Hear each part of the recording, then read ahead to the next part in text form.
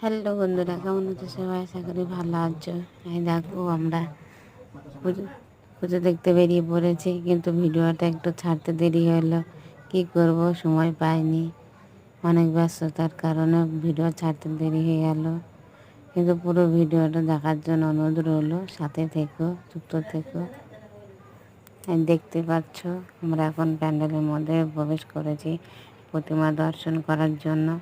কিন্তু দেখতে পাবো কি কাছে গিয়ে দেখো কি ভিড় জমেছে সামনে, প্রচণ্ড ভিড়। এখন ঠেলাঠেলি করে ঢুকতে হবে প্যান্ডেলের ভিতরে, কিচ্ছু করার নেই। আর দেখো বাইরেটা দেখতে পাচ্ছ কত সুন্দর করেছে প্যান্ডেল। আমরা তো সারা বছর পুজোর অপেক্ষায় থাকি যে প্রতিমা দর্শন করব, প্যান্ডেল দেখবো, ঘুরবো ফিরবো, কেমন মজা বলো তো। এই দেখতে পাচ্ছ এরকম কত কালারফুল হচ্ছে, এত রকমের কালার হচ্ছে, নিজেকে চেনাই যাচ্ছে না তো। তারপরে তো ওইখান থেকে বেরিয়ে এবার আর একটা প্যান্ডেলে ঢুকে পড়লাম। এখন তো একদিনে বেরিয়েছি, অনেক কটা না দেখলে তো হবে না। দেখো আর একটা প্যান্ডেলে ঢুকেছি, কিন্তু এইখানের প্যান্ডেলের ডিজাইনটা ওরা আলাদা। এখানে পাখি পাখি করেছে, দেখো উপরে গাছ করেছে, গাছের উপরে বাঁদর ঝুলছে, মৌচাক আছে, পাখি কিচিরমিচির করছে, সব রকমের থিম তুলে ধরেছে এখানে। দেখো চলো প্রতিমা দেখে আসি মা দুর্গাকে।